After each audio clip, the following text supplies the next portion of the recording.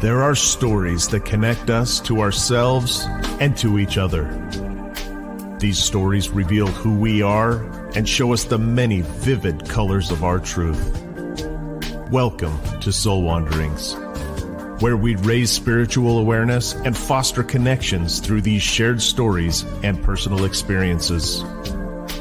Now, exclusively on KGRA Digital Broadcasting, your hosts, AJ and Natalie.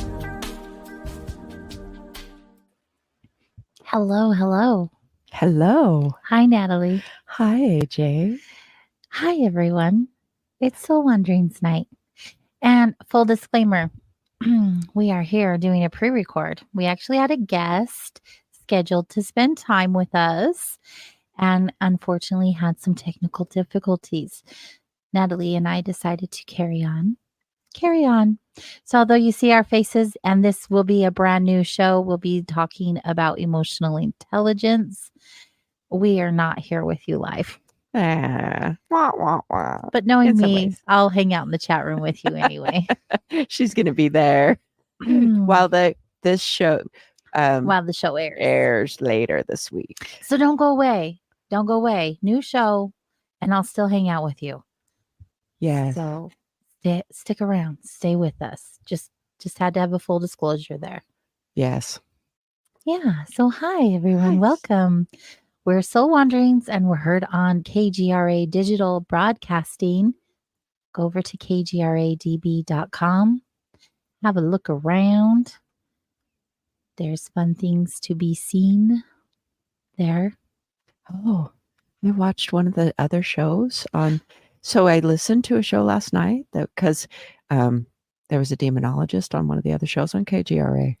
Oh, what show and which demonologist? It was It's one of my favorite topics. the radio. What is it? The Keith and something. What well, time you're was not it? Like really 8? helping. I know that's not. It's like whoa. You're I not wasn't helping ready. the It's like listeners. oh, dead air. Thanks, Chanel, the producer. Yes, Yes. dead air. That one. Awesome. There was some interesting things that came out listening to that. It was a different. I've listened to demonologists before, but there was some interesting things to note, especially when in consideration of times I've interacted with clientele and wondered whether there is nefarious things afoot in their life. Yes. And if that's causing some of their like psychological distress or, I really believe that's a thing. Mm-hmm. And we're not even always aware of it, right? Right. We have no idea. We just know that we're not ourselves. And especially some of the experiences I've had with some cleaning up of dark energies in locations and how long dark energies can hang out in locations and that the possibility of cleaning stuff up. So that was fun to listen to. I missed it. I went to bed at like 7:00 last night and I don't even feel bad about it. Well, when you got to rest, you got to rest. I was sitting here scanning through our Instagram at all of our guests, and I must have deleted it. I don't know. I got this wild hair after 100 episodes and deleted all my posts because in the first 100 episodes, just the advertisements of, there were some people that it just vibrated differently for me, and I wasn't interested in having that energy on my page. Sure. And so I just deleted it. I deleted the whole 100 episodes, every single post. Well, but he was afterwards. Anyway, I believe his name was Nathaniel Gillis. He is a demonologist. He actually was recently on Coast to Coast, I believe. Very interesting, that topic in general. Yes. Because first of all, what makes you a demonologist? Well, that's kind of what I was wondering. What qualifications do you have to make the ist part, the specialist in demons? Is that just like extensive personal experience? Oh, it is. Or are there particular books that you read to learn about that? Are there, I'm not sure that there's a demonologist university where you go to study. Right? I mean, how do you know one way or another? I didn't find him on my list, but I googled him, and yes, it is Nathaniel Lewis or Gillis. I'm sorry, and he is quite fascinating. I remember that episode stuck with me quite a bit. And actually, if you are a member on KGRADB in the members only area, I was interviewed about that interview and what my take was on it. And it was some years ago, so I don't really remember the details of that conversation, but that did take place. That's just fascinating. It It really, is. we talk about a lot of light stuff, but even in listening to that last night, it was how the darkness does not like the light. And I had a conversation recently with someone where she was a medium, and she was called by a friend to go into a space that had dark energy. And the things that she was guided to offer was watch more uplifting, less down things, heighten what you're feeding. So if you're feeding yourself uplifting things, listening to uplifting music, as well as she also offered up to put a picture of Jesus Christ in the area, because that dark energy feeds off of darkness. It doesn't feed on light. So you essentially starve darkness when you bring light in, which can be quite difficult when you are immersed in darkness. And so it just doesn't, that vibration is really dense and dark, and you almost get caught up in that. It's like light doesn't reverb with you either. Well, it reverbs instead of vibrates with you. Right. And so busting out of our depths often requires like a brute force effort. Like, I'm purposely going to choose to lift myself, Right. to open up to the light, to pull open the curtains in your house and let the sunshine in, and listen to something more uplifting, even if it's like, oh, makes your skin crawl. Even to condense that on simpler terms, if you can get even more simpler, right? Is energy. So like attracts like. Right. And when you're filling your space with good energy, you'll receive more good energy, or vice versa. It's funny that you bring that up, though, because I'm sure I've mentioned a time or two that I went to college for criminology. I'm really into like unsolved mysteries and really diving into dark places. And I know like this has become a trend in the recent years where people are obsessed with serial killers. I don't understand that. Or true crime. Like true crime podcasts are, one of the top podcasts that there are. And I get the pull towards it psychologically. People want to know about things of that nature for whatever reason they want to. But for me, it's more of like, I don't know. It's an energy thing for me either. And as well. And I could go in all different directions with that. But my point is I consume a lot of that darkness. I listen to it, I watch it, and I can feel my energy start depleting. And my intention of watching it isn't to be scared or to watch dark things because I want to be depressed. Like mine is the problem solving, the mystery, the figuring it out, just like it is with any other topic we talk about here with spirituality or ufology or whatever the topic is. I love trying to figure out the answer, even if there isn't one. It's just always digging deeper. But when I get into those low vibrational states, I have to remind myself, hey, pull yourself out of it because that's not the energy I want in my body or in my home or in my car.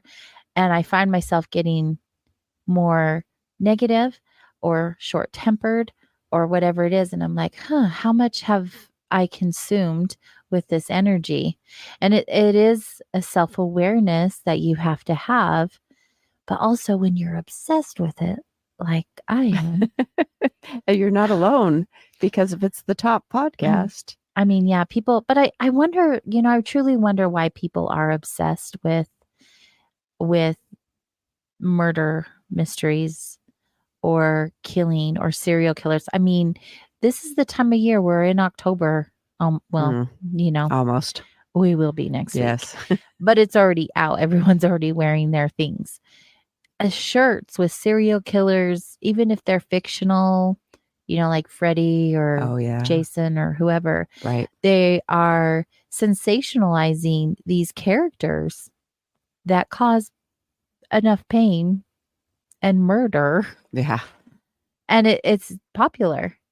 And I'm not innocent from that. I don't sensationalize serial killers. I'm not Right. I'm not a fan of Marilyn Manson. Like, I know there's a cult following for him or even, oh geez, I'm drawing a blank. That show Dahmer that just came out. Like, people are obsessed. Oh yeah, Dexter wasn't that the show that was like a serial Dexter? See, and I love Dexter. But is it real? I mean, it could be.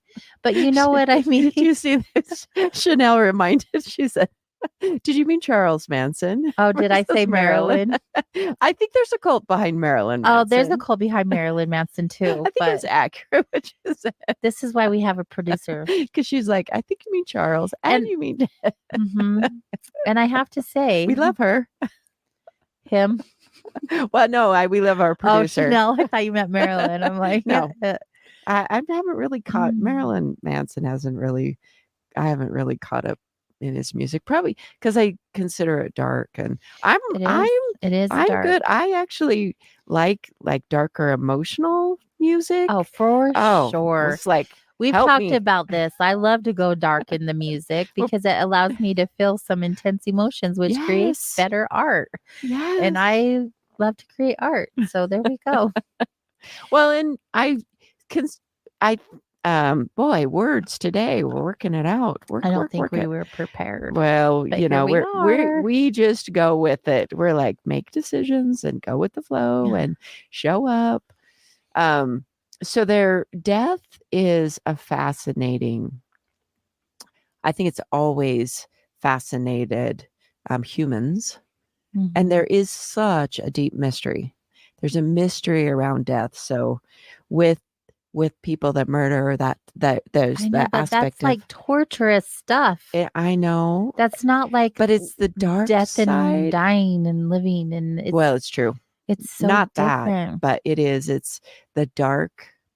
I've heard it said in some spiritual circles, there's serial killer in all of us. That ability, that just the turn darkness, and I do not doubt that. I believe that statement wholeheartedly.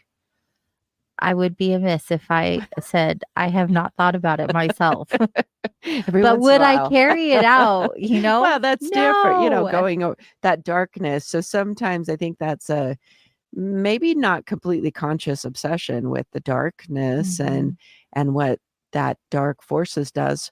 But it's, as we started this discussion, that it opens a doorway, and the conscious consumption of that, and having that, whether or not you have that doorway open. But one thing that I've noticed with you have cleansing tools. You have a toolbox full of ways to lighten it up and to crack open the light and to clear the spaces and paying attention to that. Yeah, let's talk about that. The light version of it. I mean, I went dark right away. I'm like, ooh, darkness. Let's talk about darkness. See, this is one thing that I just love is everyone assumes that I'm a light worker, that I just like float on a cloud and live this beautiful life of healing and spirituality. And that is definitely not true. And in fact, a lot of times I like to call myself a middle worker, not because I work for the dark. I am working for the light, most definitely. But I do hang out in the dark at times, not for myself necessarily, but there are souls that I go there to help. I mean, that's just the nature of the business that we're in. True. Yeah. And I'm really comfortable in dark spaces. And a lot of times I find great clarity when I go into my own darkness. And I think it's important to realize that not everything is love and light. Ideally, that's what we would prefer it, right? In a perfect world where everyone was just living on a cloud of bliss. But Well, that's just not reality. And maybe that's not even what would be a perfect world anyway. Right. I mean, an idealism sure. of that. Yeah. But I've always believed in duality. I love the yin yang. I love the light and dark. I love putting a foot on each side. But that's my preference. Well, I'm just, it may be your preference, but I also feel like it's actually the reality that we live in with this. It is a biverse. It is a duality that we exist with here, both light and dark. Yes. Right. I know. And that's great. That's wonderful. I love that that you say that. But you know, the people that we work with or working for or working together or however that looks, right? People who come into our healing center and they're like dark and they just want to be light. They don't want any darkness in their life whatsoever. Oh, yeah. And I can respect that too, because when they're really dark, they want to go. Yeah, everyone's in their own spaces. Right. And I've been on both sides, deeply immersed on each side separately. And I want to walk in the middle. I think that's fair. There is something about that middle road. It talks about it in Buddhism and different things, the middle road, the middle way, where it's that acceptance of what they're both there. And so it can be definitely lopsided when you are around and it gets really dark and there's life that can get really dark and it doesn't seem any purpose and you can't find a way forward and everything feels like a failure and it's dense and everything's resistant and then being able to break out of that and people are like, well, I want to go all the way to the light. But the middle way there is, even in that, it is saying there's this sense of balance. And that's ultimately what we as humans, I've studied Buddhism to some extent, not completely extensively, but there's a big thread in the Buddhism that talks about the middle way, and it talks about having no cravings or aversions and being equanimous. And it's this balanced aspect that you work to find how that actually exists in one's human form, where you can be non-attachment and knowing that it's both or all of it is whatever's there in the moment. But if it is dark out, if you are existing and you have a lot of heaviness in your life, it is going to require a little bit of, well, maybe quite a bit of housekeeping. Housekeeping within your space, within your framework, within your body. Pay attention to what you eat, pay attention to what you're consuming, which is food and entertainment and thought forms, all of those things. You have to find that space within you that ends up being, where's your master and commander inside of you? And let's see if they're doing their job. Because maybe they're not. Maybe they've abdicated their master and commander role to a force that's outside of you, some other guru, someone that knows better than you in your own framework. And that's not really true. Yeah. Oh, wow. Isn't life so complicated? Yes, otherwise it'd be boring. It would be so boring. It really is interesting, though, this little delicate life that we live. And again, we have no answers. No. We just will never know in this lifetime. But the conversations, like these kind of conversations and the conversations that our listeners have in the chat room, and the reason why they're here, they're seeking more. They're seeking those conversations. They're wanting more clarity or whatever that looks like. And it's important to keep those conversations going. Oh, yes. That's why we like to talk about this stuff. I eat it for breakfast, lunch, and dinner. If I ate breakfast, lunch, or breakfast, dinner. It just is happening. Life is always happening Yes. in all its forms. Yes. It's so good. I really appreciate it. So, yeah. Wow. So tonight we're going to talk about emotional intelligence. One of my favorite topics. Last minute decision.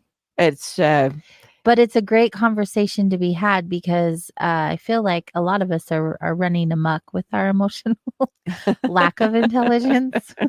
And it's not a judgment. It's just an observation. Please, I'm not judging anyone. We all have our moments. and it might be a including me. different perspective than people have heard if they've listened to different topics Mhm. about emotional intelligence. If you're coming from a psychological perspective or a cognitive or intellectual perspective, Mhm. and I come from an aspect that is definitely grounded in emotionality and how it is ever present Mhm. and navigating that. So that when we needed to come up with something, I'm like, oh, I was headed to talk about this week anyway, so let's just bring it in. Let's just do it. Let's just do it. That's right. So that's what we're going to do. We'll try to reschedule our guest for the future. Was going to be a great guest, Yeah, but the show must go on. it So must. please, I hope you're still hanging out and you still continue to join us for the remainder of the evening. Right. I think that there will be a lot of good Natalie nuggets to be learned. Just a feeling. I'm going to work on bringing all of them possible, lend some wisdom about that, share some experience that I have. Most people don't have, they don't have the perspective or the experience that I get on a regular basis, which is regular and consistent conversations about the emotional life that people are experiencing on all levels. Because that is a specialty of mine, grief, and just working with people on a regular, consistent basis, and lots of people that have been able to. I have the ability to offer that up tonight for people to listen to. And I think I'll just hang out. Oh, you're going to ask me lovely questions and we'll just navigate. And by the time we'll be like, where did the time go? Definitely, as usual. It'll be like a conversation we're having, just like our normal conversations we have when Natalie's not listening to me about all the other things that are going on in my world. She's a great therapist. Just saying. You can get a hold of her on Zoom and in person in the Ogden, Utah area. Oh, that's true. Yes. Anywhere in the world. I've done Zoom sessions with people in Spain and our guest tonight is living in Spain. Oh, yeah. And we have a guest coming up who's living in Spain. That Zoom or anything, it's not Zoom, is just one forum to do it but that the ability to connect to someone across the world. Right. Like we were saying a couple of weeks ago when we had Australia on the line. It just is mind-blowing. I'm so grateful because my grandbaby's in Germany. Yeah. And I get to see his cute little face every week. Yes. The light, talking about light in your space. The best light. You're just like, oh. He's so happy. Like, I got to talk to him yesterday. Every Sunday we get a visit and I got to talk to him and I'm just like, not a care in the world, right? Just so happy. And I'm like, ooh, I want to harness some of your energy today, but I won't take it from you. But I could really use it, but I'll let you have it. But thank you for sharing it and letting just me shine be a witness. on me, little baby. Right? They're so amazing. Littles. Those littles. Yes, those littles. All right, y'all. So stay put. We're going to be right back in just a few moments.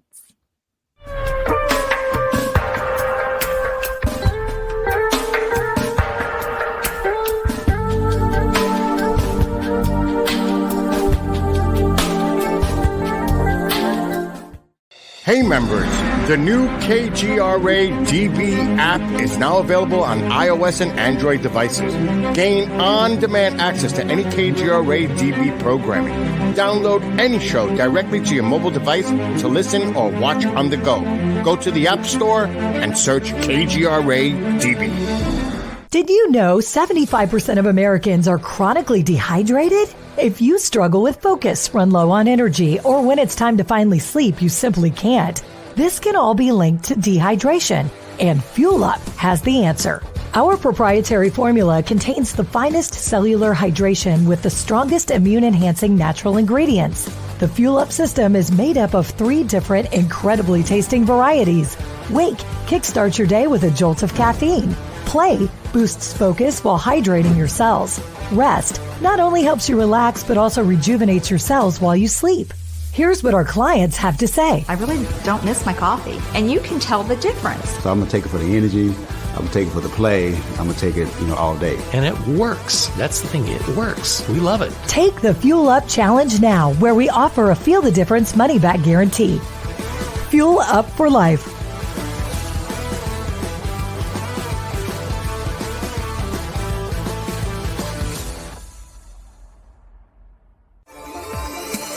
You're listening to the KGRA Digital Broadcasting Network. We provide unparalleled coverage of trending news in the world of ufology, cryptozoology, and paranormal phenomenon.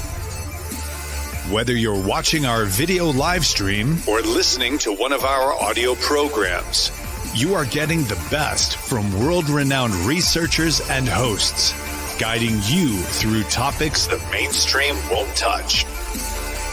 Miss one of your favorite programs? No problem. Head over to the members area at kgradb.com for access to our massive library of award-winning content.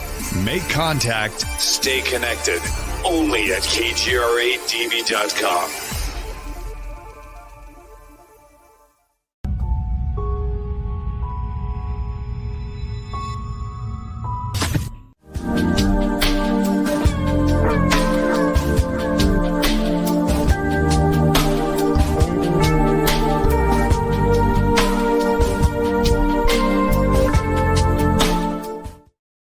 Hello, Wanderers. Welcome back. I'm AJ. And I am Natalie. And we're your host of Soul Wanderings.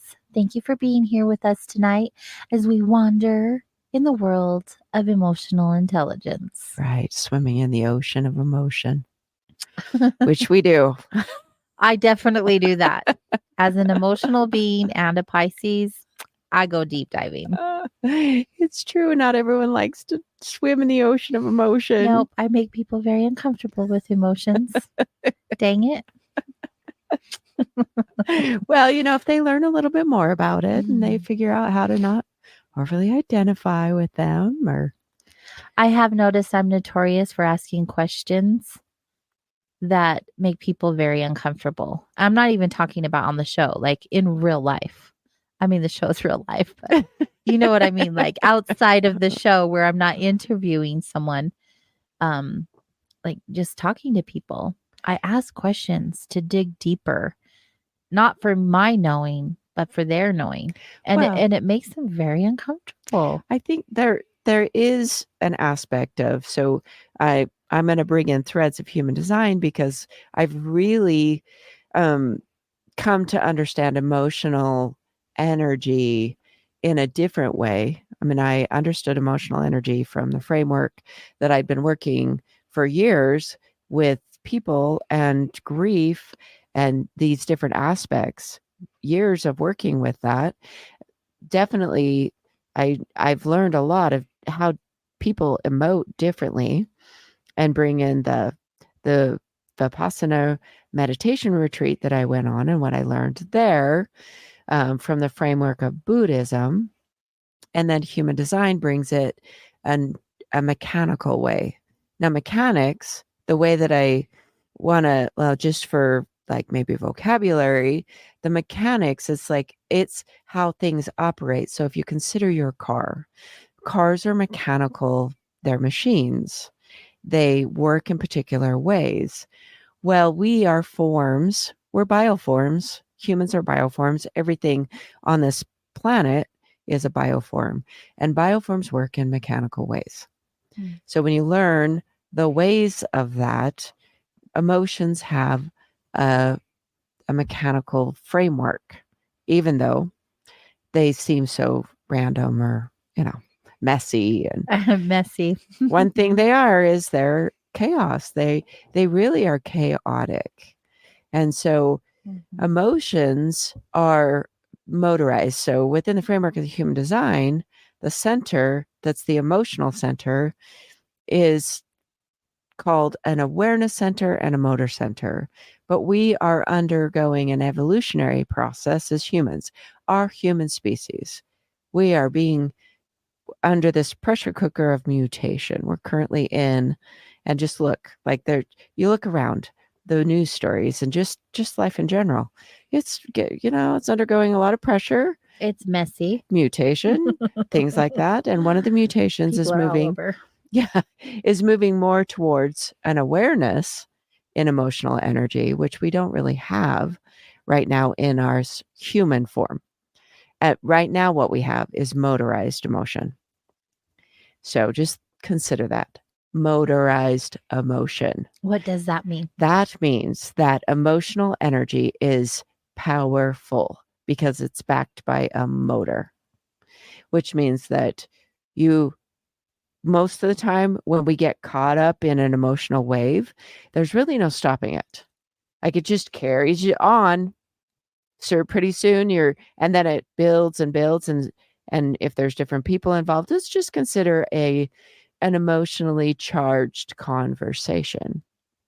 The heart beats faster, you get flushed, your blood pressure rises, because not only is the heart beating in its own way, there's this sort of nervousness, anxiety kind of behind in this energy, this motorized energy. And then that puts pressure on a lot of different aspects of our human body. And it will often drive us saying things that maybe we don't mean because it's all caught up in this energy wave. I think that happens a lot. And then there's damage control. Right. It's like going outside in a powerful storm. There's the wind energy, rain or lightning, or all kinds of energy in storms. And so if you consider a weather storm and liken that to that inside of us, I have said before, referenced emotional energy to weather. It's helpful to take analogies that aren't the exact thing we're talking about and say it's like that. It's like that. So emotional storms are like weather storms. They really have so much power going on. And just like a weather storm, it doesn't go on forever. It's a period of time where it's very intense, depending on the weather. Even sunny weather is same. Sunny weather is not permanent either. And so sunny emotions aren't permanent either. So everything is temporary. So understanding that emotional energy is temporary and it will shift is some basic groundwork to work from. And we wander into the concept of emotional intelligence. So it starts with this intellectual understanding that it's going to shift. Right. And so knowing that emotional energy shifts brings in this concept that there is no truth in emotional energy. And a lot of people base and say, this matters, but this is changing. It's an ever-changing landscape. And you're like, okay, so then you want to say, look, I don't want to have this experience that I'm having repeat again. So let's change everybody's behavior so that this doesn't have to happen again, even though it will. It will. Right. It's a thing. It's a thing because we have because emotional energy is also in a waveform, and it's like if anyone out there has studied electronics, and so I've been around people that use the electronics equipment to measure. So they take and they measure waveforms like radio waves, different sorts of waves, and it can read out on like an oscilloscope. It will actually show the different waveform of radio waves. So radio waves come in a wave. Emotional energy does that too. And there's several different waveforms of that. And in those waveforms, it's repeatable pattern. So, or maybe repeatable isn't the right word. It's a repeated pattern. So these waves go over and over, just like if you're standing by the ocean, these waves come in, and each wave could be slightly different in its look. If you're just watching the ocean waves lap up on the beach, these waves don't look all the same, but they are consistent, and these waves just continue to flow. That's the way emotional energy works. So with those framework, then you start to understand that emotions are very powerful, and that's both sides of the spectrum: love, bliss, joy, frustration, anger, passion. All of those things are emotional concepts to consider, and they do move us to do things. And knowing when to be moved by emotion or when to wait to be sure that there's some stability in that concept. So is waiting to have the emotion a sort of repression of the emotion?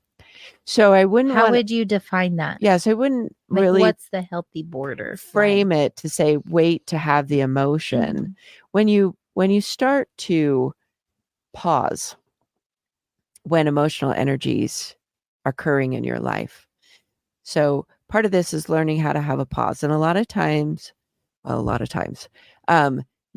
regular and consistent pausing practices, which can be breath work, it can be meditation, it can be mindfulness. So if you study any of those concepts and practice them, that is practicing a pause.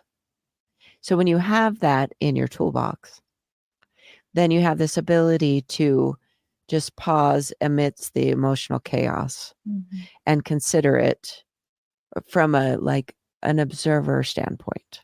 So you watch it. So when you learn meditation or pausing techniques, then you just can put a little space between you and this chaotic energy, which is helpful because then you can have I referenced the master and commander earlier. So you invoke the master and commander, which is this observant mind. And so there's like two of you, the part that's watching and the part that's being like wrecked by the waves and emotional energy and ready to blow the whole thing down, or like just love the person forever and ever and ever. See, love is the same thing. It's this emotional wave and these things stress. So the wait is that observing and watching and an intelligence that says, I want to be sure before I really invoke some big decision, or if I want to remodel someone's behavior and the way that they're acting, I want to be sure that this is actually a reliable concept, a repeatable thing. So if you can wait over time, let's just say a relationship, and there seems to be a commonality of a difficulty between you and another person in a relationship. So you want to wait and see if this is a repeatable pattern and the nuances of all that. So emotional intelligence ends up being a depth that you get over time. Yes. I think time is so important, especially in relationships, especially if they're more like romantic or committed relationships. Right. Or partnerships of any kind. Right. So you enter into a relationship with someone and it feels really good in the beginning. Always. And the first 90 days is just like, oh, this is what it seems like to be a 3-month thing. I find a lot of patterns in 3 months. Yes. And then after about 90 days, then they start just loosening up and becoming a little bit more themselves. And then you're like, what happened? You're like, what is this? Where did that come from? Go back. They say it's important, whoever they are, right? that it's important to be with someone for 4 seasons. At least. Yes.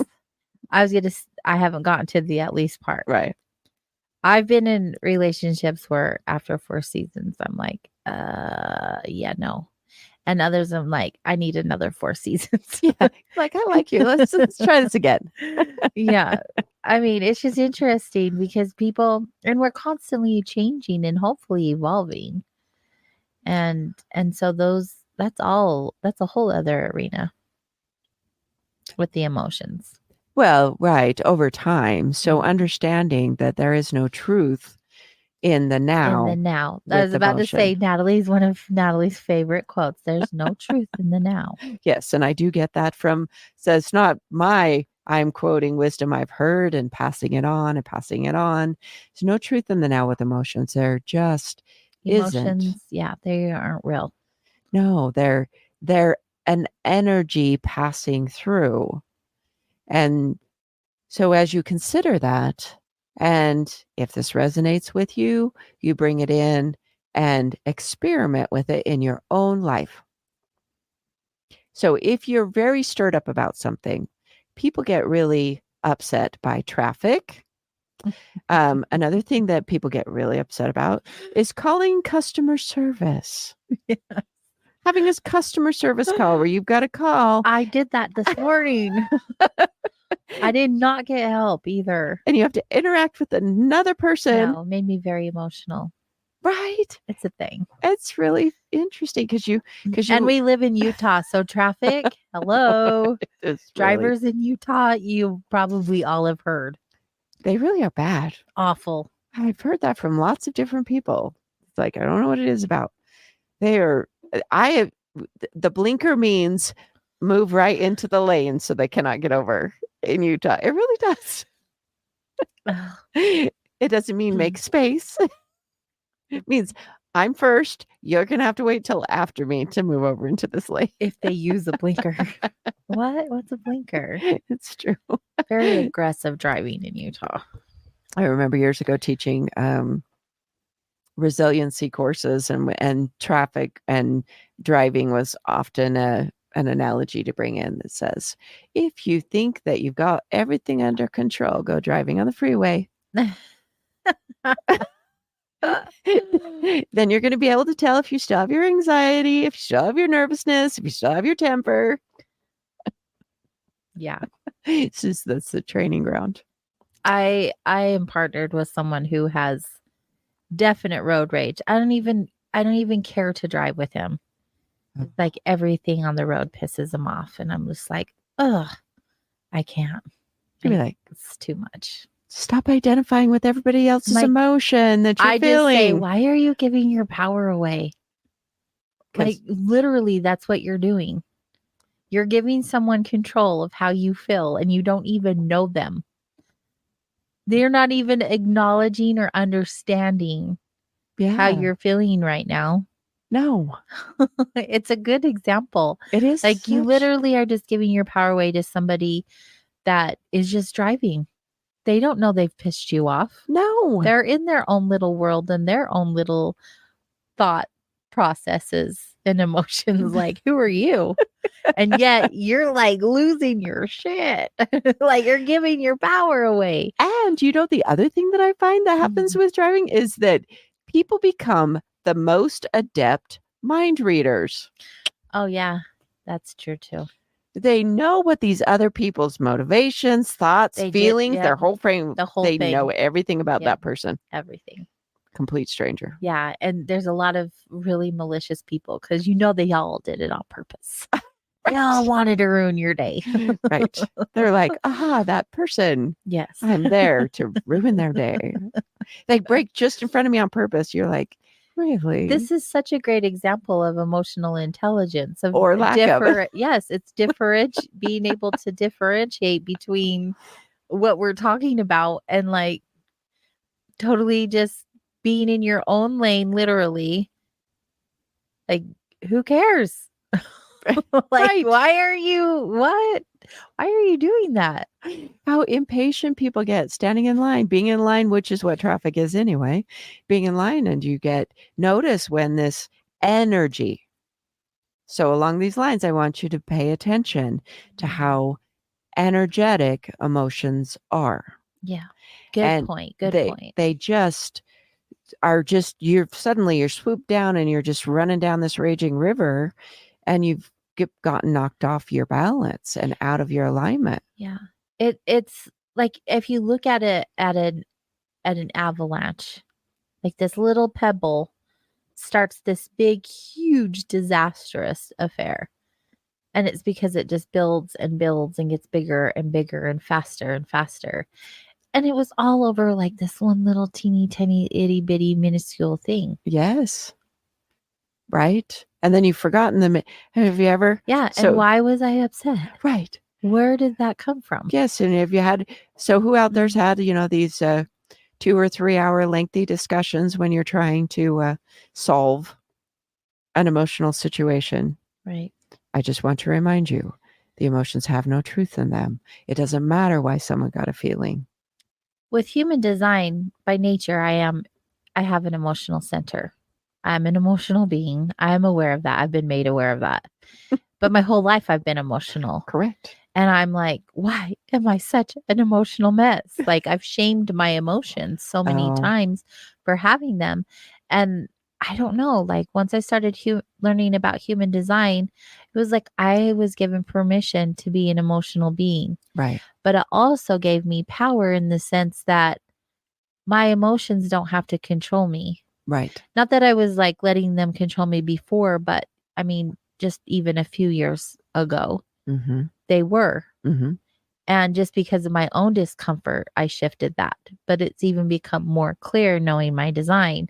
And so it's really neat to have this awareness that my emotions are temporary. Yes, I knew that we're temporary, but now I have like this permission slip.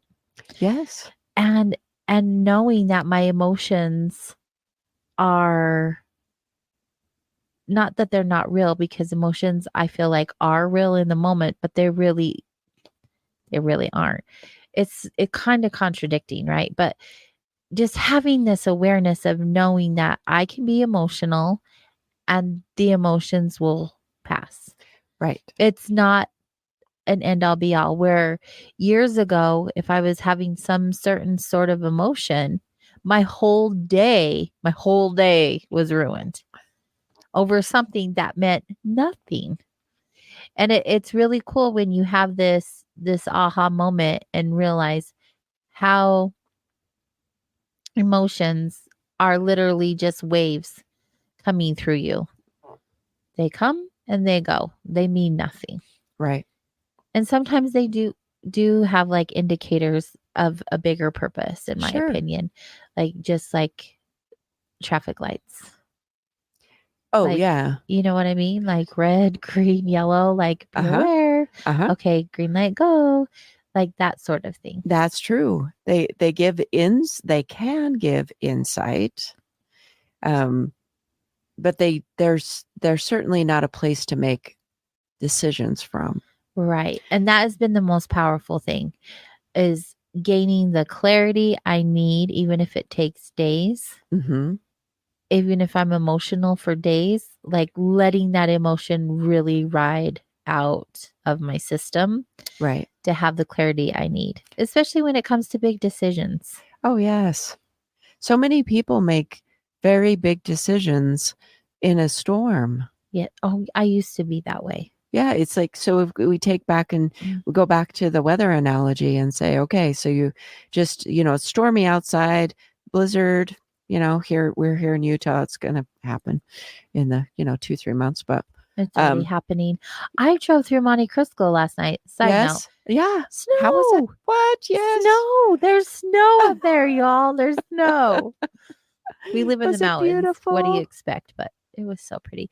Snow with the autumn leaves. Oh, yes. I almost was like, I'm going back up there today. It was so good. Anyway, carry on. So, making a decision to change something, and it can be something small or something big, is like heading out in the middle of a storm when it's better so often to just wait. The storm will break, the roads will clear. Nothing is so pressing, really, truly. Okay, so You say that, but I can think of yes. moments where I have to Yes. make a decision right then, and Right. I'm like, oh, Okay, so many emotions all at once. Oh. I can't make a decision. Right, and then I was thinking, danger and all, there are times when things are dangerous, and that's so we're just I'm just keeping it because it can get so complicated. these concepts, and so but consider that concept to say, make sure you're not launching off into a blizzard or something when you could just take a break. There's so much power in taking a break. But I want to bring in the concept that says that there are methodologies, psychological concepts, cognitive behavioral techniques that say don't go to bed mad. Taking and walking away from something is unhealthy. That's a attachment theory or some, it's in some toolbox there that says the person shouldn't walk away. They shouldn't walk away. And this is a reconsideration of some of those things. When you say they shouldn't walk away, you mean like in a heated conversation that's emotionally charged, one person should not walk away? I'm saying that there are frameworks that will say, stay with it, stay in the heated space, don't walk away. And I'm challenging that. Well, right. However, people die in moments of passion. So, well, there's some of that. That's like, could that. we just, if you're in a romantic relationship, you're like, could we reorient this energy and use it in a different way? Can we use this as foreplay? Yes.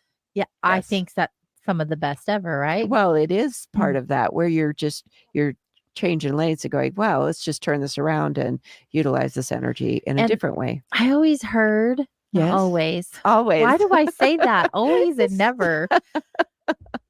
Let me reword that. I heard some time ago, years ago, and I have loved it ever since. When you start getting in an emotionally charged argument with your partner, get naked. Yeah. Fight naked. It's such a great. None of it is important anymore. Because you're both so vulnerable just standing there. Yeah. And forgetting what you were fighting about to begin with. That's a beautiful Not that you sweep it under the rug, but you really learn what truly matters. Right. And I love that. A brilliant idea. There's another thing that I learned and I actually practice when things start getting too heated. I get right in my partner's face. Oh. And we'll get real close, cheek to cheek, and we'll start talking really aggressive and fun, and we just end up in laughter. Well, it's because it actually does show. That's when you shift something like that, then it really does show that a lot of that really is energy, and you readdress the energy in a different way. Yeah, because so often that emotional thing can be distancing with people. There isn't just one technique with this. It's understanding that this is energy. Really consider the energy. That's the basis of it. And it's distorted energy. So you think cognitively that it's about this thing over here. Generally, we're not ever upset about the thing that we think that we're upset about. The mind and the emotions aren't even close in the framework of if you were looking at, if you're familiar with your human design chart, the mind is very distanced from the emotions as far as centers go. Exactly. There's a long distance, and then there's the throat in between. So this communication and everything there's these distortions that happen, and you've got to give things time to clear, then readdress. There's a question I want to ask you after the Yes. break, and I know that I'll forget it. So during the break, ask me the question so I can remember the Okay. question. I get so much coming through my brain all at once. I'm like, can't keep track. Well, it is like this, even me, I do. I'm like, oh, there's that thought. I got to say those things, and whatever comes out, comes Words out. are hard for me anyways. Oh, You know? yes, but you do so well communicating. Oh, Better than you give yourself credit for often. You just I are designed to communicate. So I love having conversations and communicating. I think sometimes my words are bigger than my mouth can spit out. sure. And so the way to you guys hear me every week. I'm like, "Duh, duh, duh, duh, duh, duh." And it's just the way it is. That's just the way I'm built. So you're either here for it or you're not. You need someone to laugh at. I'm your girl. Anyway, let's take our top of the hour break. And when we get back, we'll continue our conversation.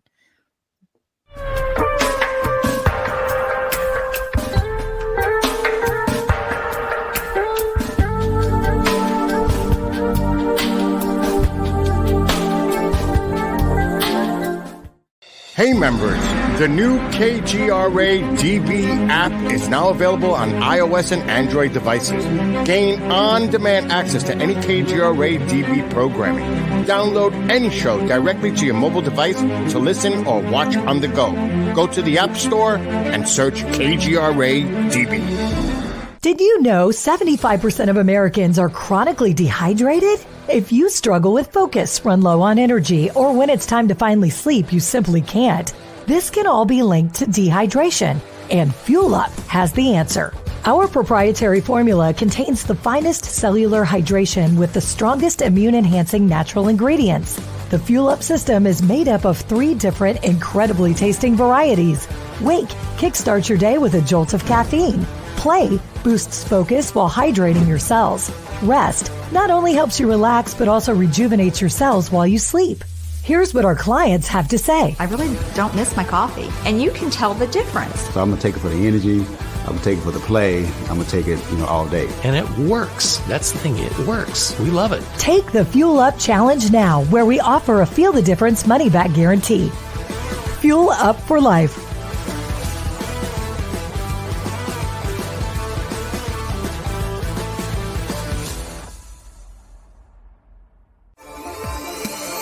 You're listening to the KGRA Digital Broadcasting Network. We provide unparalleled coverage of trending news in the world of ufology, cryptozoology, and paranormal phenomenon. Whether you're watching our video live stream or listening to one of our audio programs, you are getting the best from world-renowned researchers and hosts, guiding you through topics the mainstream won't touch. Miss one of your favorite programs?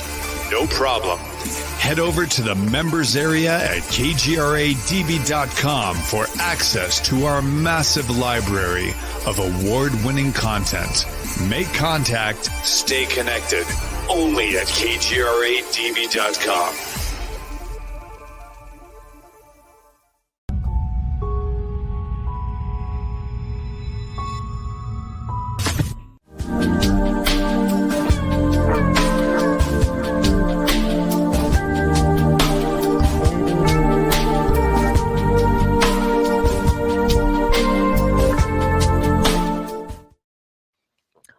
Hi. We're back. We're back. Hello, Wanderers. Welcome. Last week, I shared with you that KGRA laid out a brand new site for you to experience. I want to invite you over to live.kgradb.com and hit the Watch Now button. When you do that, it will ask for a login. You can create a new one if you don't have one already. And that's not signing you up for anything other than just to watch the live stream and have a username in the chat room that will be right next to that live stream. This is where we want to guide you all to hang out with us. It will put everyone from all the platforms from Rumble, Facebook, all over to the same area so we can have these conversations off screen during the show. You can ask your questions there, etc., etc. Facebook and Rumble aren't going away. It's just a really cool option for you to partake in. So if you do decide to show up and choose the membership option, please use the promo code Wanderer. It's shown here across the screen. That way you'll receive 30% off your annual or monthly membership. It helps support the station and our show. We like support. We love it. We love it. And you showing up tonight, just hanging out with us, is supportive. Thank you very much. You can also go to soulwanderings.com, and it's there. You can click on all of our social media links and follow us from there. We announce all of our show stuff in that space and like what's coming up, what's new. And all the past shows if they want to listen. Yeah, all the goodies. Tonight we are talking about emotional intelligence. I should say Natalie is. Natalie, this is her jam. And because we decided on a whim to continue to do our show regardless of the guest hiccup, this is the topic at hand. And I love this topic. I think it's a great topic. The other day someone told me, I'm so impressed with how emotionally intelligent you are. And I was like, yay.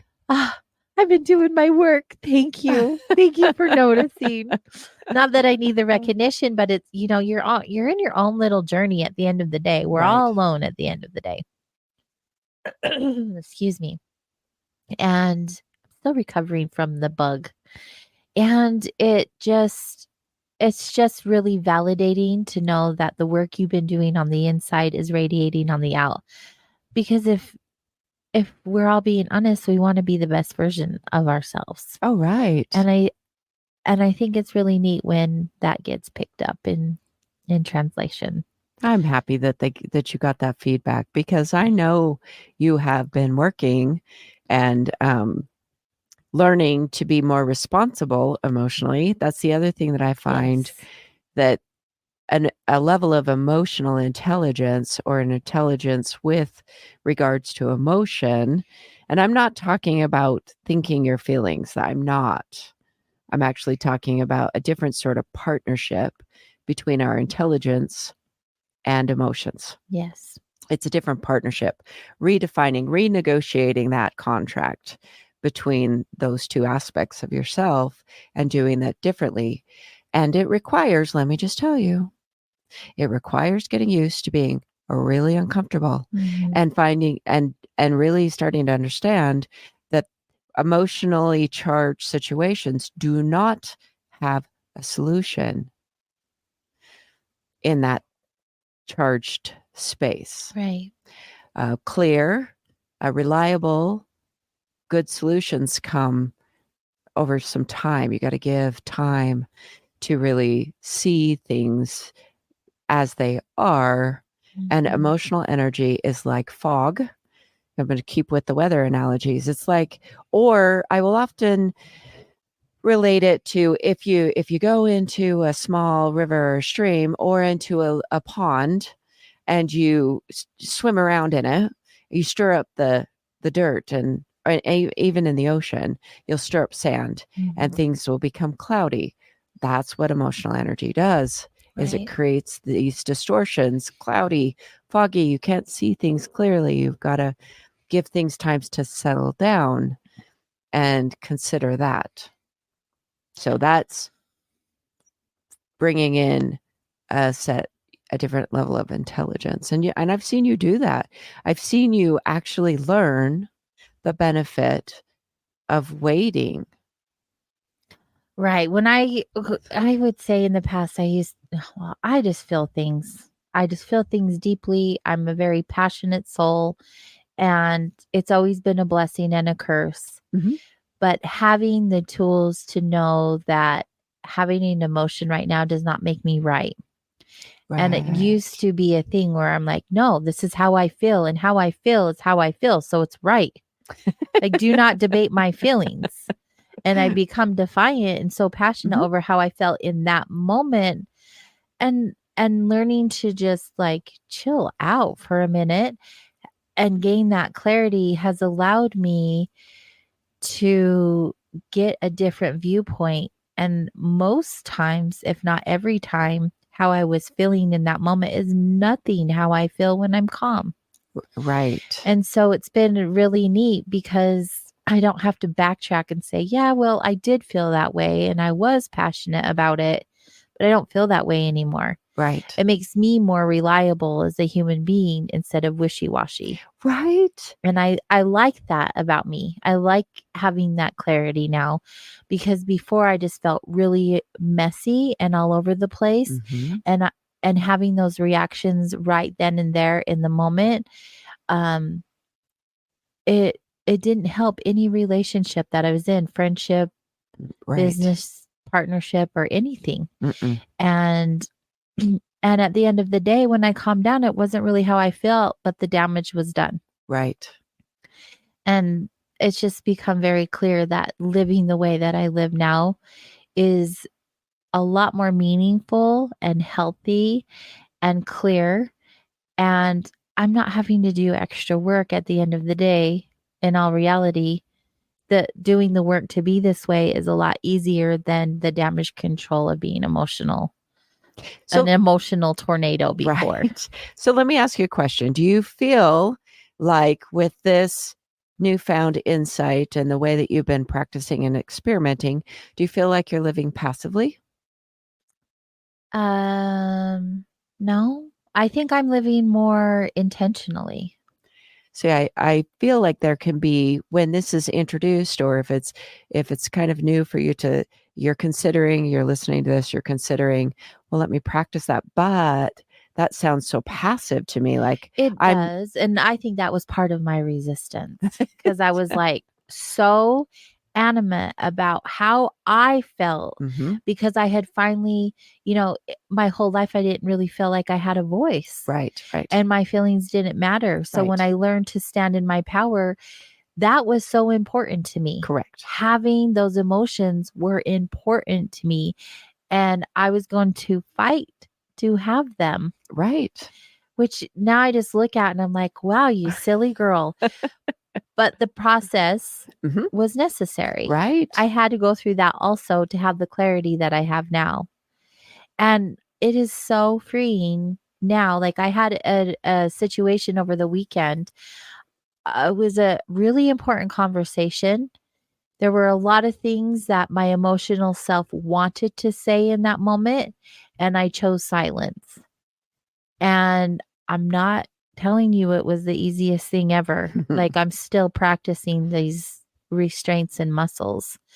But now 2 days later, I'm like, I'm so glad I did, because the damage I would have done if I would have spoke my truth in that moment would have been probably unrepairable.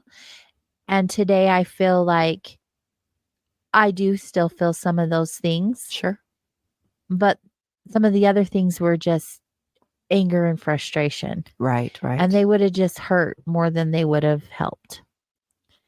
But my question, this is the question, one of the questions I was going to ask before the break is, how do you differentiate between real emotions that help us or emotions that are basically useless? They're just like in the moment emotions.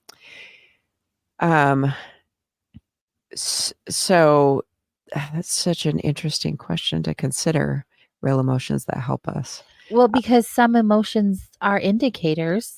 Correct. There's signs.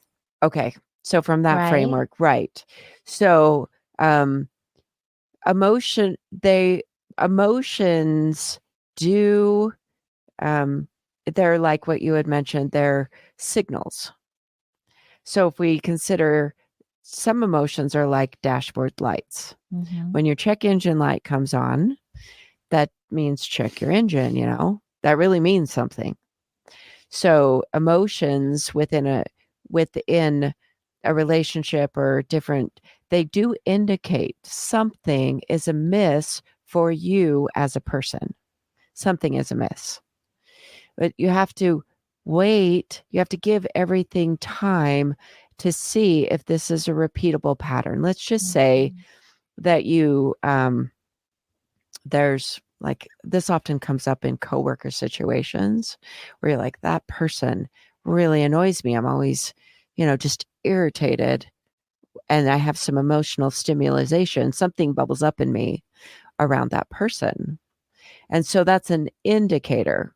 What gets really confusing is that person could remind you, act like, be like something that was traumatic previous in your life. So it could be an indication of some healing work that needs to be done. I was just about to say, how do we indicate what's ours and what's theirs in those situations? Well, that's where the pause comes in. When you pause for insight.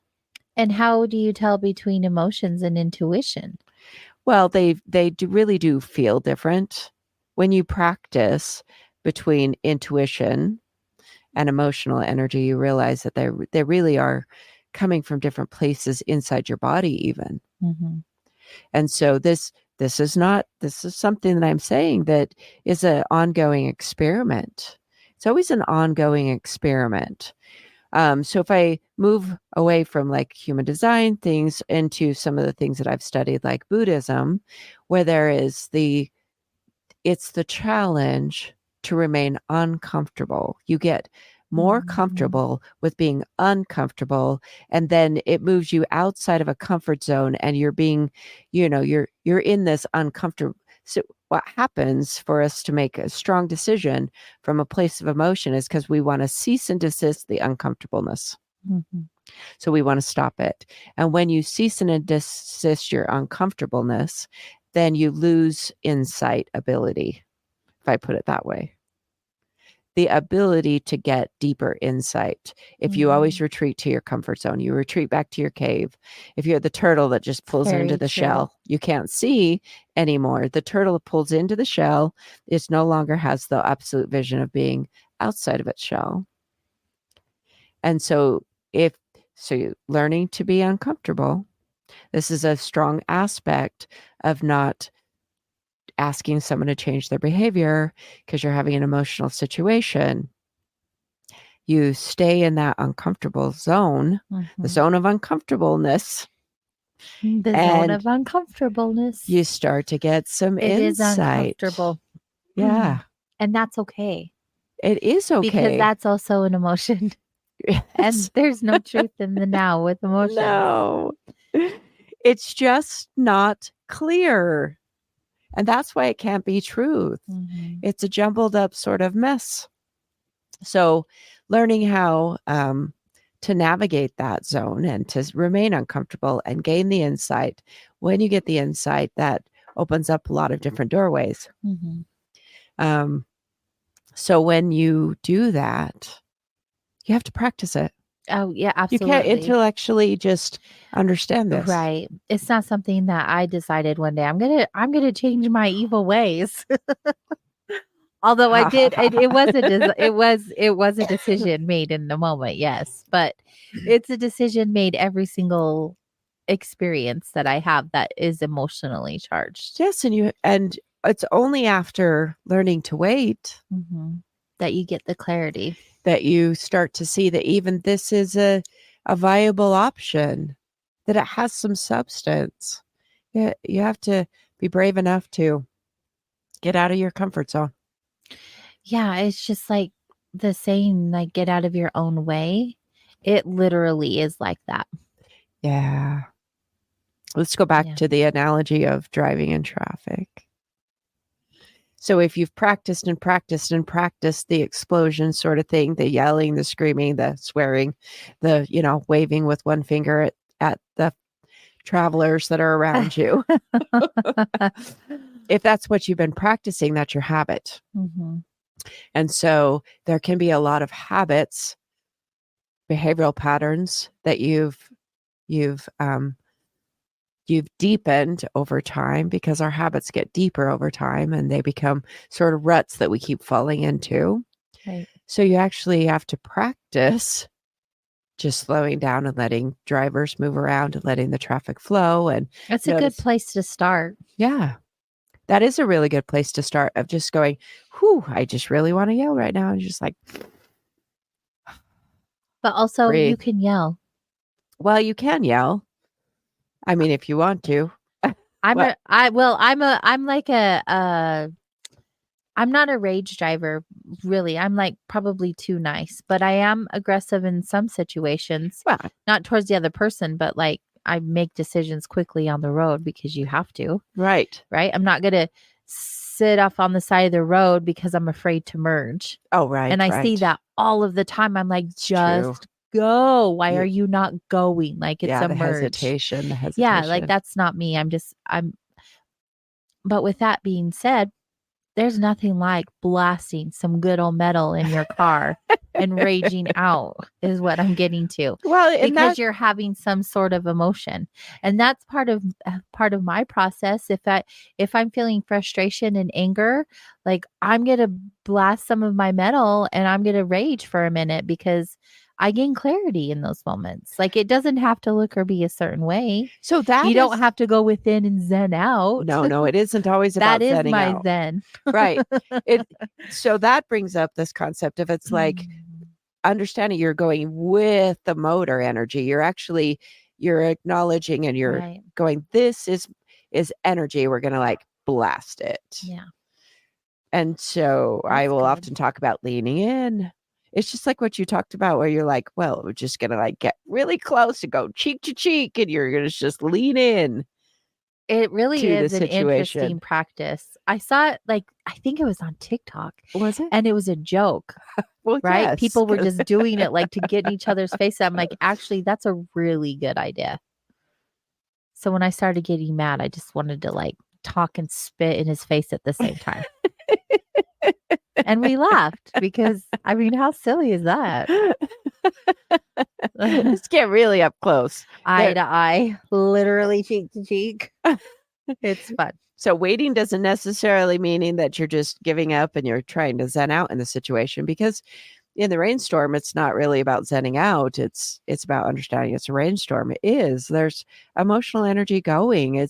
Unless a rainstorm is your zen out. Well, it's true. See, it's all this like polarity. We're all so different. I love to be the little devil's advocate. I appreciate that because there's, the theory, the ideology, the concept gets worked out in your personal life. Everyone listening to this, you got to take a concept and you put it into your life and you see how it works out. That's a practical application of this. Mm-hmm. You and I both applied this practically in our life. And we've realized the way that you handle emotion, the way I handle emotion, because we emote differently. Mm-hmm. We're both emotional, but we emote differently. It's going to work itself out differently. Mm-hmm. But this framework of waiting or leaning in or getting curious or staying uncomfortable, all of these are concepts that need to be experimented with in each person's life. Yeah. There are people with the human design that are not emotionally defined, which means the emotional energy that they are essentially feeling within their body is from someone else. And so that for those people, they're coming to the understanding that they're overly identifying with an emotional wave that's coming from outside of them, and they think that is theirs. And that will actually drive people to feel like they have an emotional problem that actually is rooted in someone else's wave. Mm. How misdirecting is that? You're trying to you want to talk about your feelings, but they're not even your feelings. Right. Now, that can be quite mind-blowing when you realize that. When I work with people and I say, look, you're not emotional. Most of what you're trying to solve comes from someone else. What? How can that be? That's so confusing. Except that there's a deeper part of them that understands it. Because they could be going along fine. People that are not emotionally defined will be going along fine. They're very neutral. They're fairly emotionally cool in their own aura. They're just going along. And they walk into a room and suddenly there's something that takes over them. Yeah. And then they think they're neurotic. Oh my gosh, I have anxiety. Yeah. I think it's so common. It is very common. I mean, think about all of the people. Think about all of the people who will come into our space like completely riddled with anxiety and emotion. Oh, yes. Complete chaos emotionally. Yes. And in a matter of minutes of talking with you or me or one of our other practitioners is able to just really, just with a few tools that were given to them in that moment, are really able to just calm down and have a different viewpoint on that experience that they're going through. Yeah, it's lovely because that ability to just put pause or let the emotional flow, or those of us that have practiced letting that energy dissipate without overly identifying with it. Right. That's really what that's another essence of what I want to bring up is when we overly identify with emotional energy as if it has some concreteness that we can build a structure on. That's where we get discombobulated, is you buy into the chaos and it's not solid. Yeah. Well, it's so easy to do. Oh, it's especially so easy, without the yes. awareness. Right? Even if you do have the awareness, we're human, you guys. Like, do not beat yourself up for having an emotion that's useless. Like, we are all just trying to figure it out at the end of the day. And nobody is perfect. Correct. I have emotions that still consume me and take over. Oh, yeah, me too. And it's just a matter of reminding yourself, oh yeah, I have a tool for that. I can work through this. Or I'm really, really uncomfortable right now. So I'm uncomfortable. Gonna be uncomfortable. Okay. That brings up another thing I want to mention, which is emotions do like acknowledgments. Let's talk about that for a minute. Oh, please do not rationalize me. That's actually on my list because I typed something up during the break. It's like, please do not rationalize me. Oh, let's talk about that, how it feels when someone's wants to solve your problem. Yeah. They're going to rationalize your emotions. Look, here's why these emotions don't make any sense. Oh, my favorite thing is when someone tells me how I feel. How I feel. Oh, thank you very much. And it's so true to them on how I feel. They might have some insight. And then I have some emotions. Don't tell me how I felt. Oh, I am sure when you're listening out there, you're just like, oh, that resonates. These happen all the time. These are things that really, truly shake relationships apart. And, the fights over the toothpaste. How often is like the toothpaste? Or it's the normal, it's the mundane things in life. What's a fight over toothpaste? So sometimes that must be not an issue for you, but it's like when people squeeze toothpaste tubes differently. Oh, see, that's just little stuff to me, like the toilet seat and everything. Meh. Or the toilet paper, the way it's rolled. I just change it the way I want. She's like, well, it ends up being my way in the house. So I mean, I don't get those little things.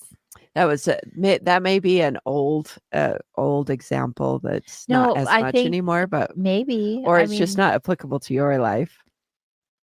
I just don't put a lot of inventory into those little things. I don't think that matters to me. But I've heard the toilet paper one. I didn't remember the toothpaste one. Toothpaste one. So these little, I was confused for a minute. The little irritations that will happen between people. It's like, well, it's a good thing because maybe someone else was having that same question. Well, I do have irritations. Oh yes, what is a typical irritation for you? For me, when the dishwasher is dirty, but you put your dishes in the sink or on the counter instead of just opening the dishwasher door and putting them in the dishwasher. Oh yes, there's a because lot of then fights I end that go up down doing around that. dishes. Dishes is another thing in a household. That drives me crazy. I don't want dirty dishes in the sink. So that's just these household like cohabitating with other humans does bring up some things like that. Dishes. That's a common thing I hear, especially with who actually chooses to do them or not do them. Or the other one is if you pull out a chair at the table Tuck it back and in. yeah, put it back. I'm constantly putting the chairs back under the table. I like orderly. I know I'm weird.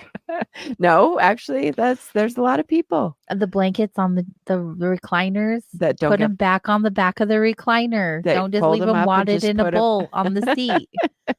Like little things, like clean up after yourself. Those things drive me crazy. those little irritations But that like the toilet seat, the toothpaste, and the toilet paper, like meh, whatever. well, those we can even take those little things in life that are the irritation and the emotional energy that gets stirred up around them, Yeah. and whether or not that's a place to make a decision from. Is this the hill? Have you heard that adage that says, so is this the hill I'm going to die on today? Do you know how many people they go to battle over things like that? Well, that's not the real issue. When it's in that situation, we know that it wasn't the toilet seat was left up. There's like a million other things under that rug. Right. And that was just the final straw. Right. And touching on to back to how it can be insightful. Mm-hmm. So emotions can be indicators of stress, how you may be overly stressed, not sleeping well. Mm-hmm. So emotional energy that coming up frequently, those can be indicators of how you need to care for your body and for yourself a little bit better. Very true. Very true. They can range from simple, not easy things to grasp to much more complex, traumatic, cleaning up childhood things. And people will cart things around that will bug them for a long time. It's true. I had a new session with someone that was new over the weekend, and she told this beautiful story. She had an alcoholic mother and dad that so she had this memory when she was young about how her dad handled his wife, her mom. Mm-hmm. She said that her dad would just grab her hand and say, come on, we're going to go take a walk. We're going to take a walk.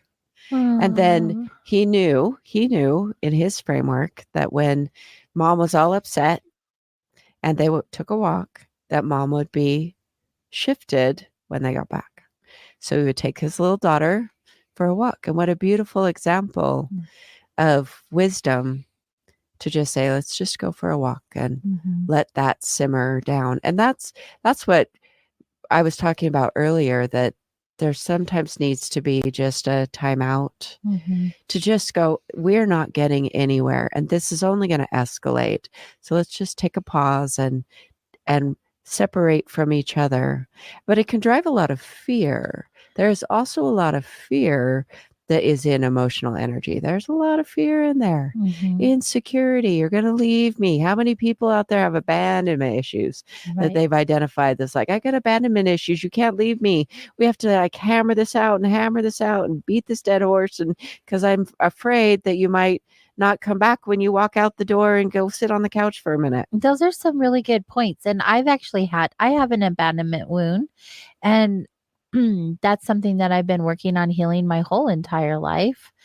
But it is very real in that moment to have that extreme fear. And I just want to acknowledge that for those listeners who were like, hey, I have that. Right. I get fear. That fear feels very, very real in that moment. And I know you're not saying that's not okay to have, or let's not do that. But there are ways that you can shift through that. Right. And you have those tools to share. But I just want to acknowledge the listeners that the fear is very real. Even though we say fear is a liar, it's not real. In that moment, it feels very much so. Right. And I don't even know how to comfort you and saying like, it's okay to feel that. But remember that it's not real and it's very temporary. Well, that's the other in addition to this, I teach and talk in conceptualization. Right. Concepts are just concepts until they're applied. And so people that, and I agree with you 100%, they can be quite debilitating. Yes. And it can be an unhealthy dysfunction in relationships. And I've known people that carry those wounds of abandonment, and it makes them very clingy and needy and not healthy in relationships. Right. And it can drive a partner away, or it can drive people away because it's not practical to have to always have someone there when the fear seeps in, and it can be a very difficult challenge to overcome. Right. Very. I'm being very vulnerable tonight with my experiences with emotions, if you haven't noticed, because I want people to know they can heal. Yeah. I'm proof of that. Like, Yeah. you can heal from the messy emotional state of being. There was one time where I had my partner go and see Natalie, and it was about us and an experience we were going through. And I remember in that moment, like, they're in another room with the door closed, and it wasn't part of the conversation to have me. Well, the situation was I wasn't in there being a part of the conversation. And the anxiety and fear of what I knew they were talking about me, but about us. Anyway, freaking out. I had a pure, total anxiety attack. And it wasn't because I was like, oh, they're talking behind my back. It wasn't anything like that. It was like, they're coming to some kind of practice or way to get through this emotional experience that we're having.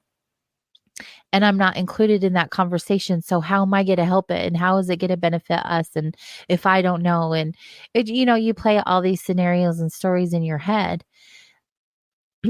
Your point of view when you came out was like, what is happening? You're freaking out. What's going on? And I'm just like I couldn't breathe. Right. And do you remember the things that you told me in those moments? Like, maybe that's something someone could benefit from hearing, just like the way that you handled that anxiety that I was experiencing.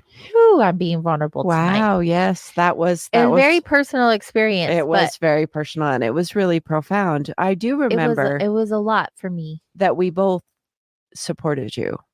Oh yeah. Both of them. We didn't come right at it and go, well, you're just being irrational there. And there's no reason. Which is what I was used to. So I know I walked up and I said, oh, I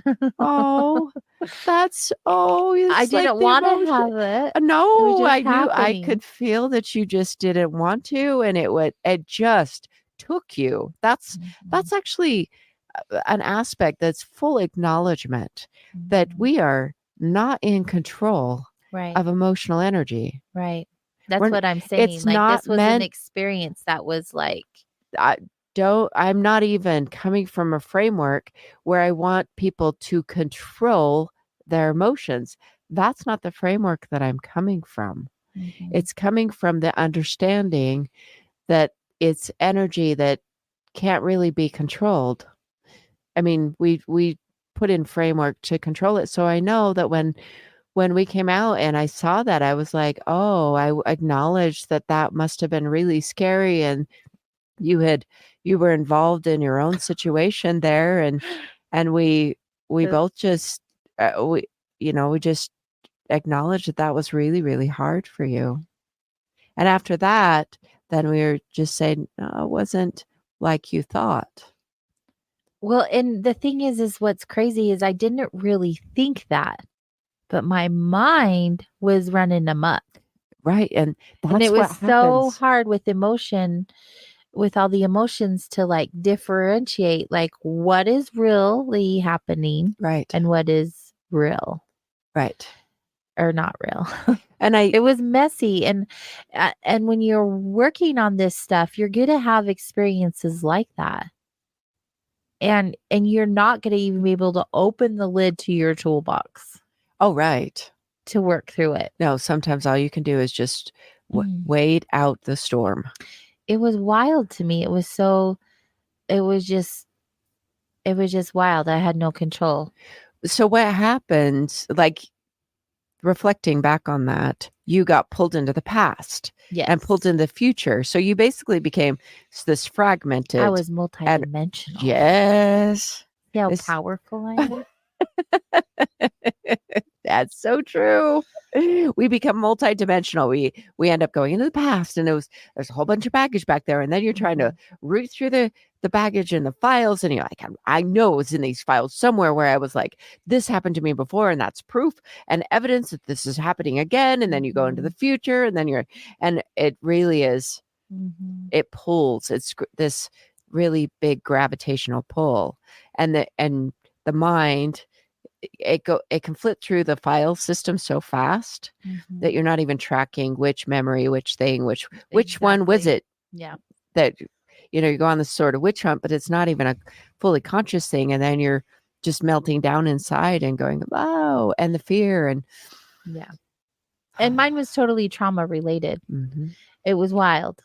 We got through it though. Yes. Because I have a very loving and supportive partner and a very loving and supportive best friend. So yes. And trauma, I have to say that this is one thing that I learned in my journey of my helping, being a helper or a healer or a teacher in grief, is that grief and loss is often associated with trauma. And you really can't grieve until your trauma gets healed. They're two different things, and the trauma often overlays. That's very true. The emotional thing. So it is no joke. No joke. Trauma is no joke. It activates so much in our bodies, our nervous system, and there are different modalities and different healing methods for trauma. And do yourself a service. If you have trauma, find a way to work on the healing slowly. Slowly is the key. It's right. We want a quick fix and we want to heal from the trauma quickly, but trauma is like a one bite at a time situation. That's right. It's an elephant. And not one bite after another in one city. Yes. So this very serious conversation, there are lots of aspects of that. We can talk about just the surface stuff. And then as we wade into the deeper end of the pool, where the trauma and the underlying issues, and there's a lot of people that grow up with a lot of stuff in their childhood, and childhood conditioning is very powerful. It gets in very deep. It's built into the structure. We are, as you're growing up, your human body is growing up, and the cells are forming, and think about that. Our body is growing. Our body is forming and reforming, and you're going through a whole bunch of experiences in childhood. And perhaps you were not led by the most healthy adults throughout your childhood. And that gets into the fabric of your being. And there are lots of ways to do the healing, and it may be a search. And of course, if you're listening to this sort of show, listening to our show, you're on the search. Right. We have lots of guests. They bring up lots of ways to address those wounds that are there. There's no doubt there. I will often work with people that I know that we are, through the conversations that the person and I have, they're unpacking their bags. They're unpacking the bags. Yeah. And when a bag gets open, I was talking with someone, in the last little while. I said, well, it's baggage. And she's like, oh, but it's all moldy. Could I just throw it away? And I said, sure. She's like, but it seems so irresponsible to just throw this moldy baggage, just leave it for someone else to find. And I said, well, you could throw it in the dumpster, which is responsible. Yeah. Discarding of baggage. These kind of concepts don't come up all the time, but they're a concept that says it is okay to let go of something that was hanging around that you keep putting in your backpack every day from the past. Yep. Hold on. Where's my pen? Write that one down. Here's your permission. It's a permission slip or prescription, or the ability to really let it go.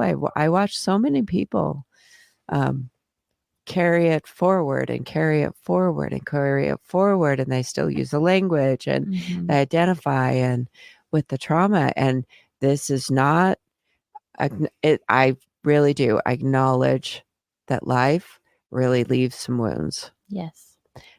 But I also want to acknowledge that we are very powerful healers. As humans, we have a lot, of untapped potential. Yes. So I had a friend send me, I don't know out there, I do not personally practice Wim Hof, but I didn't really know. I knew the Wim Hof method involved putting yourself into icy cold water. I just bought my tub yesterday. And holding it.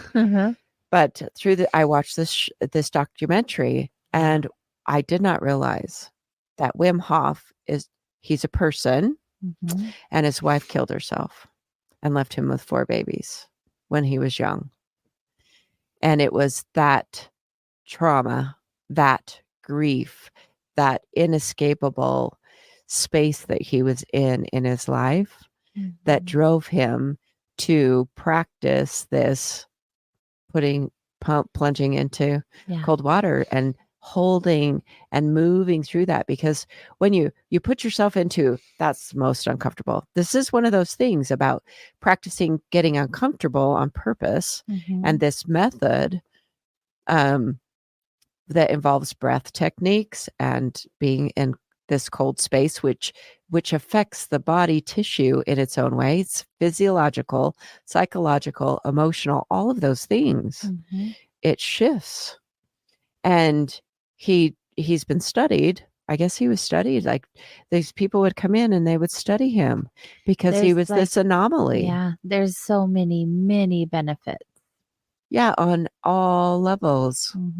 And so this bringing in this uncomfortable practice of allowing yourself to get uncomfortable and moving through the energy and watching things shift and move, and the willingness to do that.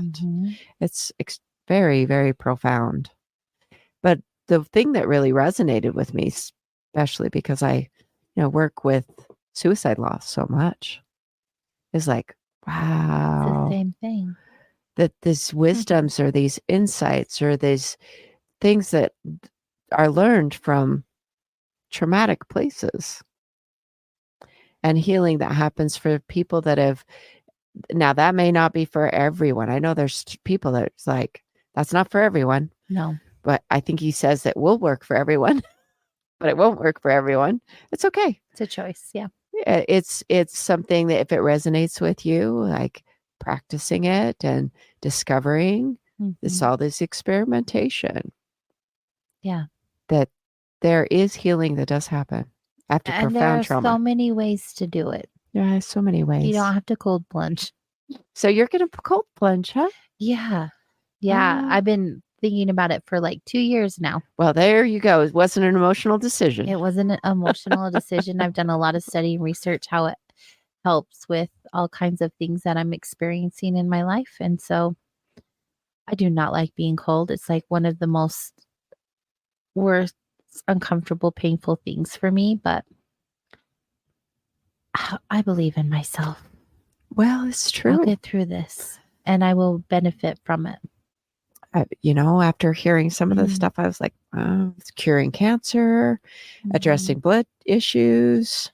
I'm currently reversing my diagnoses, and this is one of the ways that I will continue to do that. I believe you. You are just amazing to watch as you just like, well, thanks. I'm not going down without a fight. Nope. I'm going to practice this and things that resonate and explore and research. And that's what I find in my own life, this active practicing, experimenting with things that I learn and actually seeing the proof in my own life that emotions are an energy. They don't hold a place to make decisions from. Very true. And through patterning, you can see over a period of time, you can get a clarity and insight and depth, quite a profound picture, a deep picture or insight over time. And a lot of times it actually really demonstrates how there was no truth in the emotional energy. And the truth is visible, or the reality is much more visible outside of that emotional, motorized, chaotic energy. Very true. You got to give it space and time. Yeah. It needs time. I really think that is the most important advice that you could give to anyone experiencing, well, we all experience emotion, but like intense emotions. It's life altering. It will definitely change your life in more ways than one. It's true. Like literally, we see it all of the time. I've experienced it. Natalie's experienced it. I feel like we just need to go to the mountaintop and scream, emotions are real. Nothing is real. It's all a simulation. Yes. Yes. It is that. But we're in it. We're totally. So we're in the matrix. We're in having it. this experience. We signed up for this human experience. We get to have emotions. What we choose to do with that is up to us. Right. So let's talk for a minute about the other side, the other aspect of the spectrum, the positive. And so I want to focus momentarily on the in love. You know, how many times do you see people like enter into a relationship? They just know it's the one. Especially like within the first 1 to 3 weeks. Yeah. Oh, this person matches. We have so much in common. It feels so good to be with them. They're my person. They're my twin flame. My soulmate, my twin flame. I've waited for them my whole life. Here they are. I just know. And then like there's no truth in that either. 5 weeks later, oh, he wasn't the one. She wasn't the one. We're done. So I want to address the other side, because that's emotional energy too. Right. There isn't truth in that either. Clarity comes over time. So longer than 3 to 5 weeks. Oh, yes. And no judgment, merely judgment. an observation. What you don't really know in the early phases of a relationship where it feels really good is whether or not you'll be able to understand or stand when that person is down. Will you be able to love their shadow? Well, shadow's a whole different show. Which, add that to the list. Shadow work. Oh, yes, let's do it. Yeah. We'll put that on our agenda to do. Yes. Mm-hmm. So that when I say in the shadow, that's when they're cold or they're in their darker aspects, when they have their moods. There's all these aspects that when you enter into learning about a person, there is no way in the first couple of weeks for you to even grasp the depth of a person, all their ins and outs, their nuances, what they're going to be like under stress. Will you be able to stand them? And that's what starts to come out after the 3 weeks or the 4 weeks, and a lot of times people just jump in. It feels really good right off the bat. Right. Well, when you meet someone and they're up in their wave, so when I refer up in their wave, they're riding high or whatever it is, you're up in your wave, and then the wave moves, the energy shifts, the changing of the season, the next lunar rotation, the planetary energies move too. Mercury goes into retrograde and they start talking differently. You're just like, what happened to you? Right. Who are you? But also like in the beginning stages where they're like, I'm in love. Like maybe it's not love, but that emotion, that feeling right there, it's euphoric. We all want to feel that. Oh, yes. How do you maintain that emotion, that feeling long term is something all otherworldly. Well, it's true, but I want to say that we don't. Yeah. You don't actually maintain emotion long term. That's what I'm saying. Yeah. Worldly, Yes. otherworldly. Yes. It's not. Oh, through spells or No, do not take away someone's free will. No, don't do it. Don't do it. It's a Don't bad idea. Do it. That is not.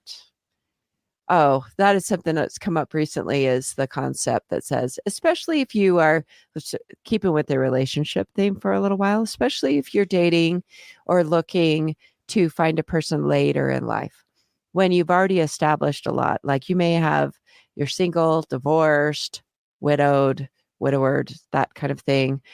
And then you go into dating and you try to blend two established lives into one, and they pieces just don't fit the same as they do when you're young. Like when you're young and you don't have things established and you enter into a relationship and you build a family, and things are much different when you're a teenager or early 20s than later in life, and you have more established life to blend together. And there's often a lot of hurdles to overcome in that aspect. Yeah.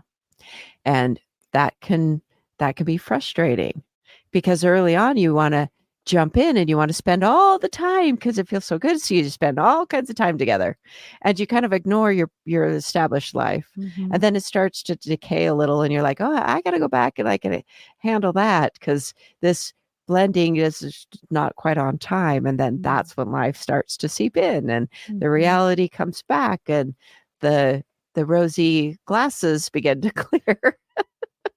You're like, oh, how's this really going to work? Especially when there's children involved. Oh, yeah.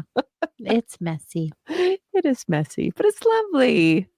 It can be. If you have the right tools or the practical tools for your experience. So I have to tell you, clarity comes over time. Yes. This emotional thing, it feels really good. And I'm not saying just resolve yourself to an unemotional life. That's not by no means what I'm saying. The intelligence. Right. That emotional energy comes for a reason. There's even an intelligence within the framework of the emotions. The emotions hold their own intelligence. Right. And I feel like emotions can be quite beautiful. And I am very grateful for them. Lovely. Until I'm not. No, I'm just kidding. Sort of.